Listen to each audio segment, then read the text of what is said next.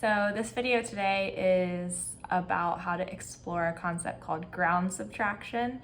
And essentially what we'll be doing is using our color aid paper to make one color look like two. And it's a teaching by Joseph Albers, an exercise in his book, The Interaction of Color. So in that book, Interaction of Color, Joseph Albers, actually on the cover, has an example of the exercise we'll be doing. In reality, this piece actually, these center two stripes flip up, and when they do, you can confirm visually that these two colors are in fact the same swatch, although they look quite different. The reason that happens is because of something called ground subtraction. Essentially what it means is that, very simplistically, when colors are against different backgrounds or grounds, they appear differently. And that's because they tend to take on, your eye creates maybe more contrast than there actually is. And so the choice of colors for the grounds to exemplify this concept often are both in some way contained in the swatch that shifts. So against this orange, this looks a little more brown, although over here we see that against the blue, and let's get it in the same lighting, it looks more orange. And orange being the complement of blue, that's our eye creating more contrast here than it does here. And so that's essentially what's happening. You'll see there's a few different effects that can happen. You can also pick colors that are really close to one another, like purples and pinks, and you'll be able to see how something that looks purple on a pink looks pink on a more purple, if that makes sense. So I've kind of replicated that cover here. I have a folded sheet of paper on top. And this is essentially what we'll be exercising today. So just taking pieces of color aid paper like I've done here, covering up that swatch and trying to just like look at this swatch and see how big of a change you can get by changing the grounds. So the things that we'll need for the exercise today, I just have like a folded sheet of paper here that I can use to help me evaluate my different samples. I have a knife, ruler, pencil, because there will be some layout we'll be doing, and a piece of paper to mount things to. And so what we'll have when it's all said and done is a side-by-side where you are trying to make one color look like two. I actually think that this is a pretty weak example, and I hope that you all find better ones, but it does illustrate the concept, and we'll get into it. So first things first is just starting to sort through your color aid paper. I think it's often kind of good to pick some sort of neutral for your top color, and then it's a good starting place to think about what colors might exist within this neutral. So I'm seeing some green, I'm seeing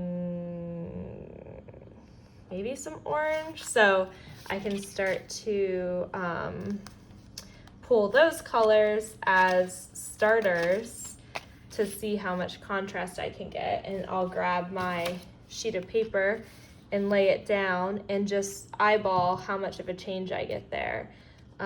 It's not really that significant, so I'll just keep shifting. That's a pretty good shift right there. And just keep pulling new ideas and iterate, refine as I go along with no fear here.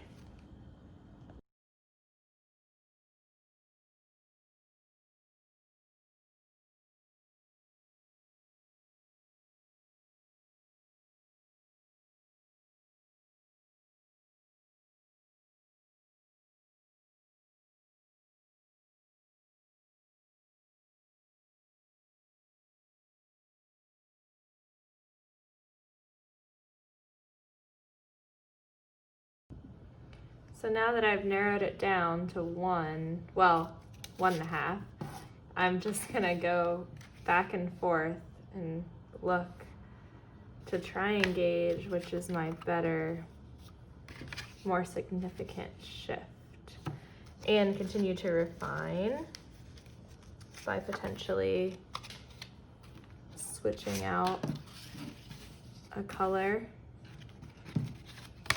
here and there. So I'm honing in a little bit of refinement and iteration here to try and get somewhere.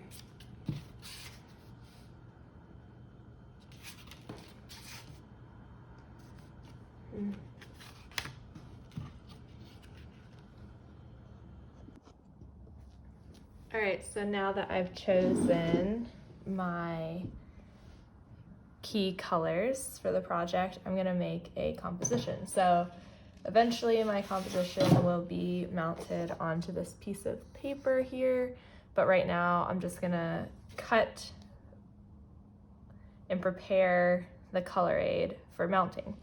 So like I said, this is my final piece where I have these two colors, and I'm hoping that the effect remains after I have the white paper gone and it's just the two colors, or the three colors rather, made to look like four. So what I want is I want two larger squares, and then I'm gonna mount a smaller square of my shift color in the middle of each of those squares. So your square will depend on the size of color aid paper you have. And I believe mine, it's just shy of 3 inches. So I'm gonna do a couple of measurements.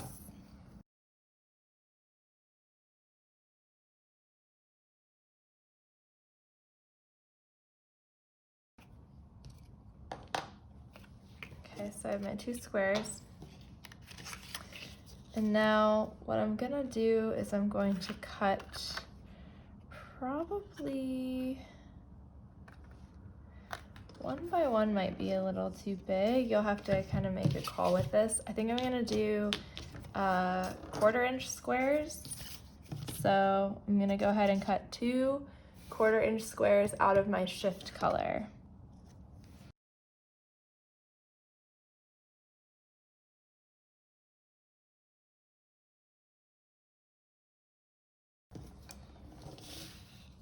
All right, so now I'm ready to start mounting.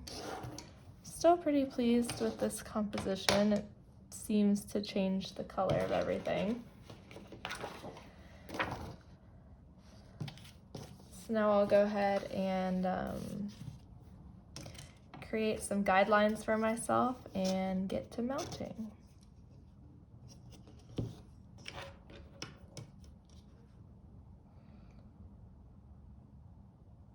What I'm gonna do is, I know that the center point of this paper is 5.5, so I'm gonna make it easy on myself with layout, and I'm gonna just work off of the center.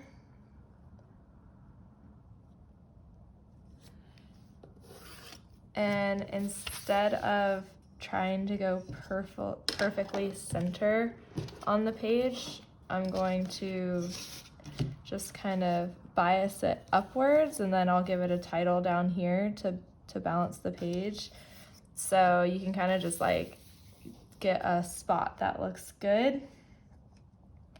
And it looks like my bottom's coming in at about 5.5. So I'll measure down and across. And remember, with pencil marks, I'm doing them a little darker so that y'all can see, but you want them to be pretty light. So now I know where I want my bottom to be, although that looks a little bit like almost center. What are we doing here? Okay, it's a little bit higher up. And so I'll just measure off that center line. I think I want them, let's see, 2 inches might be too far. So maybe like 1 3/4 apart, which means I need to measure 1/2 inch and 3/4 is what?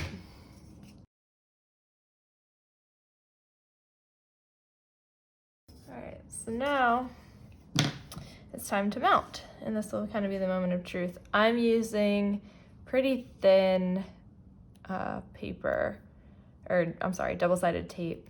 That's just what I have, so I'm going to use it.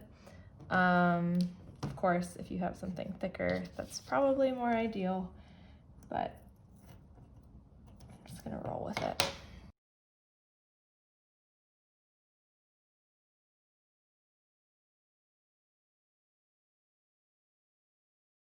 All right, now to map and center my little guys.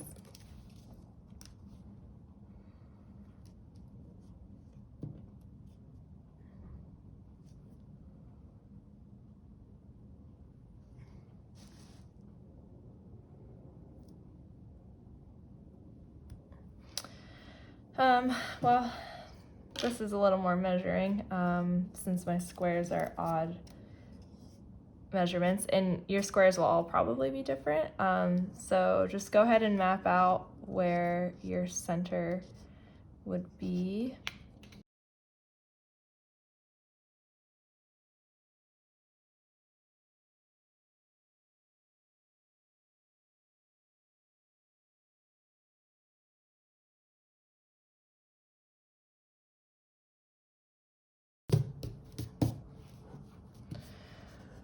All right, so here we have our piece, and if you have anything left over, you can use it to show that it is in fact the same color.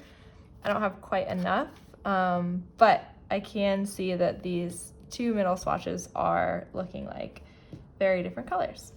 I'll do a little label.